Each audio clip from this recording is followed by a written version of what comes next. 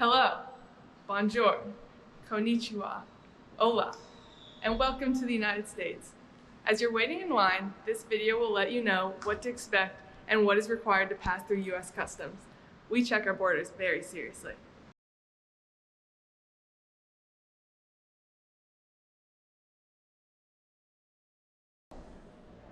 Right. American? Absolutely. Love baseball? Heck yeah.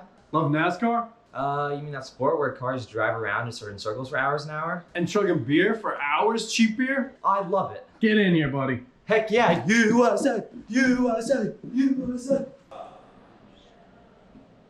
Appears we have a Latino approaching checkpoint. Ready secondary screening. Thank you. Well, cities like New York, LA, Chicago have an immigrant problem. We're overflowing with immigrants. Get out. By the way, how'd you get here, man? You're all the way up from the border. Home. Shouldn't you be somewhere in Texas? Remember, I heard more than 118,000 of you have come to New York since spring of 2020. Get out. Actually, sir, the fertility rate in the USA has fallen from 2.2 to 1.7, meaning that the population will decline. That will bring demographic and economic change that one day may lead to the US struggling to find enough workers to fill critical jobs. In theory, a growing labor force will increase output in the economy as long as capital keeps up with it. In the labor force will decline along with population. Output will suffer. All right, next, hurry up. No reaching. Okay, Afghanistan, wow. That's super far away. You here for business or pleasure? Business? Okay. That can mean so many things. None of them good, mostly bad. Best case, we know where you're from. We know you're gonna try to take American jobs and lower American wages. It's just basic economic theory. Everybody knows that. So why should I let you in? Officer, your remarks are completely divorced from reality. Let me explain.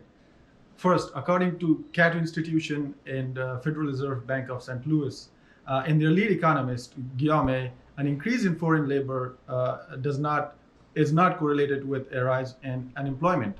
When analyzed together, these two variables only yields in a correlation of 0.1. If the argument were to hold true, that immigration leads to job losses, unemployment in percentage of the US population that is foreign born would have a strong positive correlation. Moreover, let's put it this way, immigrants are more complementary to the native workforce because they are not often in competition for the same roles. Foreign workers disproportionately fill manual labor-intensive jobs in the construction, accommodation, food services, in agriculture, in mining sectors, making up about 20% of these industries. By filling these types of roles, immigrants indirectly push native workers from these industries to find roles where their superior communication skills are valued. This in turn creates a more specialized and efficient economy, which can improve total output. Wow, that was a lucid, intelligent, and well thought out response. You sound very educated. Still suspect. Detain him. Let's go, buddy. Come on. Come on. Come on. All right. Next. Hey, how's it going? Good, great. Oh no. Oh, no worries. For you, student ID, plenty sufficient. It shows you're dedicated, educated, and perfectly suited to work in the United States. And as a culture now deeply depends on a level of innovation, we need people like you building new businesses and advancing existing ones. Plus, the income you generate will stay within the US economy. Our economy lost $200 billion to immigrants sending portions of their income back home. That's money lost in our economy. Thank you, appreciate it. However, I will point out that the innovation and technological advancement that fuels economic growth in America is not solely a function of business conducted by natives.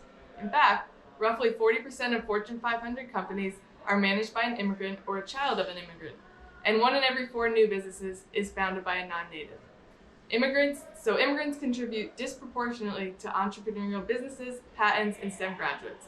They are helping push our economy forward by leading innovation efforts. Anyway. All right, next. Here, sir. Oh, Kazakhstan, Borath. Give him a message. Oh, and your kids. How cute. Okay, you probably have two other kids somewhere and another wife, huh? All right, you have such large families, you take advantage of our social services like public schools and healthcare. I remember reading an Urban Institute study revealing that for every 2 immigrant children, there's 1 American. And that cost me, the taxpayer, an extra $3,000. What do you got to say about that? So yes, it's true that immigrants impose an additional strain on state and local budgets. However, net benefits we provide significantly outweighs the current short-term consequences. For example, according to Cato Institute, which is a very reputable American think tank, immigrants consumed 27% less of benefits and state welfare entitlements last year compared to native-born Americans on per capita basis. So we help actually fund your bleeding heart, which is your social welfare program. In my country, we say, you sink or swim, you eat or be eaten. Well said. You and your wife are free to go to America. Thank you, But your sir. kid, he's going out for further questioning. Oh, thank you, officer. Let's go. Mommy!